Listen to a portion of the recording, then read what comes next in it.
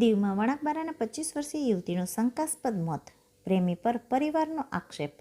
હત્યા કે આત્મહત્યા તપાસનો વિષય.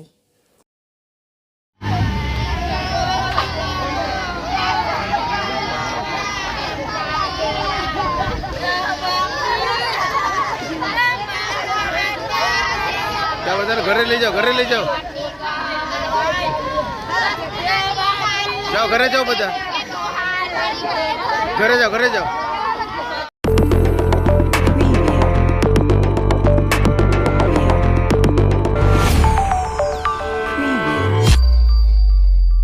કેન્દ્ર શાસિત પ્રદેશ દીવના વણાકબારા ટાંકીવાડી વિસ્તારમાં 25 વર્ષીય યુવતીનું શંકાસ્પદ સંજોગોમાં મોત થતાં સમગ્ર વિસ્તારમાં ચકચાર મચી ગઈ હતી. મળતી માહિતી મુજબ જસ્મીના નામની યુવતી આજે સવારે તેના રૂમમાંથી નીચે ન આવતા પરિવારજનો તેને જોવા માટે ઉપર ગયા હતા. પરિવારજનોને યુવતી જમીન પર મૃત હાલતમાં મળી આવી હતી. ઘટનાની જાણ થતાં સ્થાનિક પોલીસ પણ ઘટના સ્થળે પહોંચી હતી અને સમગ્ર મામલે તપાસ હાથ ધરી હતી. પરિવારોના જણાવ્યા મુજબ જસ્મીના છેલ્લા આશરે 3 વર્ષથી કાર્તિક નામના યુવક સાથે પ્રેમ સંબંધમાં હતી. બંનેના સંબંધને લઈ બંને પરિવારો વચ્ચે અગાઉ અનેક વખત બોલાચાલી અને વિવાદ થયા હોવાનું પરિવારજનોનું કહેવું છે. આ મામલો અગાઉ પોલીસ સુધી પણ પહોંચ્યો હોવાનું જાણવા મળ્યું હતું. જસ્મીના પરિવારજનોએ તેના પ્રેમી કાર્તિક પર શંકા વ્યક્ત કરી છે. પરિવારનો આક્ષેપ છે કે બંનેના લગ્નનો કાર્તિકના પરિવાર દ્વારા વિરોધ કરવામાં આવતો હતો. અગાઉ તેના ઘરે આવીને ઝઘડો પણ કરવામાં આવ્યો હતો. પરિવારના જણાવ્યા મુજબ જસ્મીનાને જાનથી મારી નાખવાની ધમકી પણ આપવામાં આવી હતી. યુવતીના મોત બાદ પરિવારજનોએ સમગ્ર ઘટનાની નિષ્પક્ષ તપાસ કરી કાયદેસરની કાર્યવાહી કરવાની માંગ કરી છે. હાલ યુવતીનું મોત હત્યા કે આત્મહત્યા છે કે અન્ય કોઈ કારણસર થયું છે તે અંગે પોલીસ તપાસ બાદ જ હકીકત સ્પષ્ટ થશે. પોલીસે મૃતદેહને પોસ્ટમોર્ટમ કરી વધુ તપાસ હાથ ધરી હોવાનું જાણવા મળ્યું છે.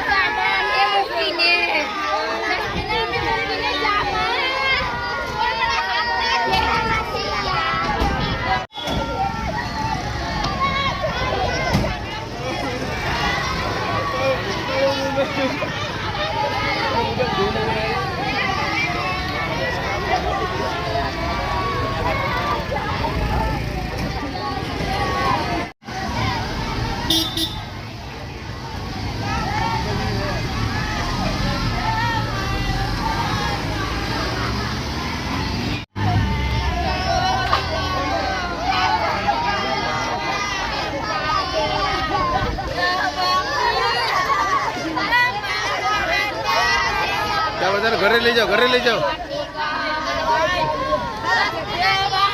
જાઓ ઘરે જાઓ, બધા ઘરે જાઓ, ઘરે જાઓ.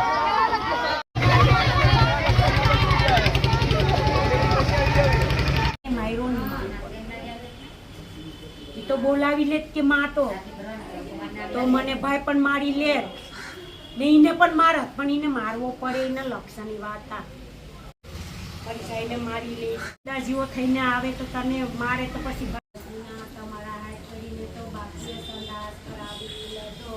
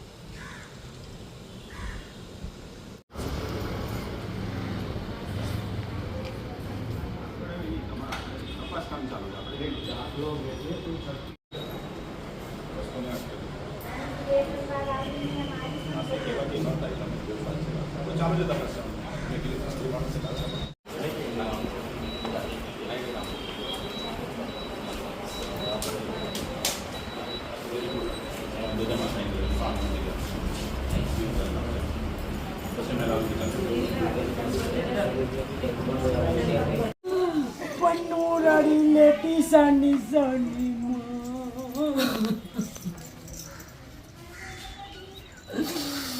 અમારી જાઈને મારીને નાખી દીધી. મારી જાય 5 હાથને બાંધી લે, મારી જાય વેતી જાય. તે જસ્મીના માને કે દીધું હતું. તે જસ્મીને તારે જીરી ફોન કરી દેવો તો.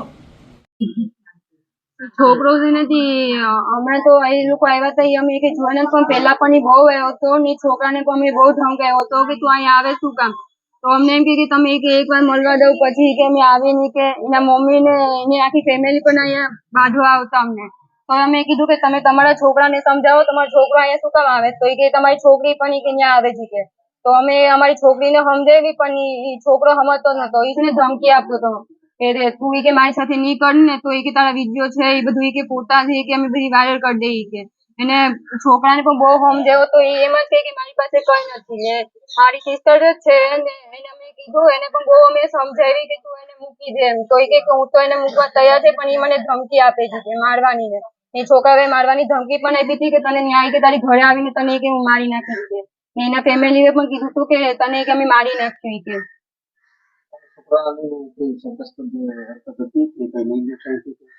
હા કહેવામાં આવે કે ફોન પણ લઈ ગયો ને એના કાગળિયા પણ લઈ ગયો છે. ફોન એનો મળ્યો નથી. મારું નામ ગાયત્રી મોહન સોલંકી ટાંકીવાડી છે. અમે ટાંકીના રહેવાસી છે. મારી છોકરીનું નામ જસ્મીન હતું. એ લોકોનું 2-3 વર્ષથી લવ ઇનામનો હતો. પછી અમે એને 2-3 વાળી છોકરો આવ્યો ને અમે જોયો પણ ને અમે છોકરાને કીધું પણ કે તું એવું હોય તો એ છોકરાને સગાઈ કરી લે. એ છોકરો કે મારી બેન એક બાકી છે એટલે હું એને પરણાવીને પછી કે હું લગ્ન જસ્મીન હારે કરું. એક ફેરી આવ્યો તો અમે એને માર્યો તો પણ અમે કીધું પણ કે તું એના હારે સગાઈ કરી લે. તો એ છોકરો કે મને 5-6 દિવસની મુદત આપો. પછી છોકરો કે અમારી ઘેરે આવતો તો નહીં. હવે રાતના એ છોકરો આવી કેટલા વાગે આવતો હોય કેટલા વાગે જતો હોય એ અમને કઈ ખબર નથી સાહેબ. પણ મારી છોકરીને મારીશ તો એની કેમ કે પેલા લવમાં એ પ્યાર કરતો હતો તો એ મારતો હતો તો અમને ખબર હતી કે એ મારતો હતો. અમે એટલે સમજાવી છોકરીને પણ કીધું કે આ છોકરો એક તને મારીશ એટલો તંગ કરીશ તો તું શા માટે આ છોકરી હારે તો એલું કર્યા રાખે. પણ હવે રાતના શું થયું હોય શું નહીં અમને કઈ ખબર નથી. અમને કઈ પણ સાહેબ અવાજ આવ્યો નહીં કેમ કે પંખા ફૂલ હાલતા હોય ઘરમાં એટલે અમને કઈ ખબર પડી નહીં. તો સવારના 7 વાગે ઉપર ગયા ને જરાક પતરું હતું એ ખોલીને અમે એનું જોયું એ અમને ખબર પડી. કારણ કે એની રીતે 8 વાગે 8:30 વાગે 9 વાગે એ એટલે ઉતરી આવતી. અમારા કોઈ હારે ઝઘડો પણ એ છોકરી કરેલ નથી. એ આવીને એ રેતી એના રીતે. એ રાજકોટમાં જાય ને કોઈ કહે તો કપડાવે છે રાજકોટમાં. કોઈ કહે તો લગ્ન નું બધું એલું કરતા હોય પકાવવાનું હોય એમાં જતી ને પછી પાછી ઘેરે વહી આવતી. હા એ તો ઘર કામ કરતા હતા બીજું કઈ કામ કરતા નથી. બ્યુટી પાર્લર માં તો એમ છોકરી બોલાવી જાય તો અહીંયા ઘેરે જઈને મહેંદી કાઢી આવે ને એનું કરી દેતા પણ ઘરે કોઈ બ્યુટી પાર્લર નું એલું કરતા નથી.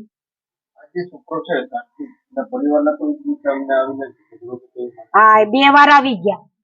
એ લોકોની મમ્મી એની બેન પછી એને એક વાડી બેન છે ઈ પછી એને આગળ એની મમ્મી પછી એની બેન વાડી ઈ બાંધી ગયા તા અમીને. તો અમે બધી જાતું કર્યું કે શું હવે છોકરી હારે સગાઈ કરીને લગ્ન કરીને તો આપણે શું બોલવાનું હોય. પણ એ લોકો તો હંમેશા વાતથી બહાર જ જતા હતા. છોકરાનું નામ કાર્તિક છે.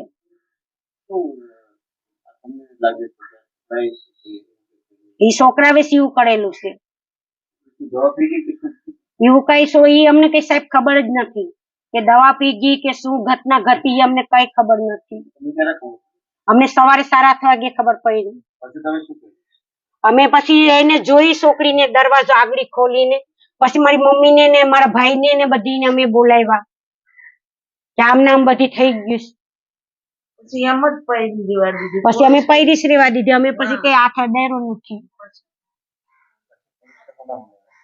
પોલીસ ની મારા ભાઈ ને લોકોએ બોલાવી લીધા તમારી માંગ શું છે હવે અમારી માંગ એવી છે કે મારી દીકરીને મારી નાખીશ ને તો હવે એને પણ ત્યાં મોકલાવો કેમ કે એનો પ્યાર હતો તો પ્યારમાં એને પણ જીવવા હું કરવા દેવું જોઈએ એને પણ મારો ને એને પણ સજા દે એને મોટની સજા જોઈએ અમને બીજું કઈ જોતું નથી છોકરાથી કઈ લઈ ગયો છે એમાં એનો મેં મોબાઈલ ને જોયું પણ એનો મોબાઈલ કેવી વસ્તુ કઈ નથી એના ડોક્યુમેન્ટ હતા એના ડોક્યુમેન્ટ પણ કઈ નથી જે હતું એટલું બધી મોબાઈલ માં જ છે ને મોબાઈલ લઈ ગયો તમારે કેવું છે કે આ છોકરા જ મારી નાખે હા એ છોકરાએ જ મારી નાખેલ છે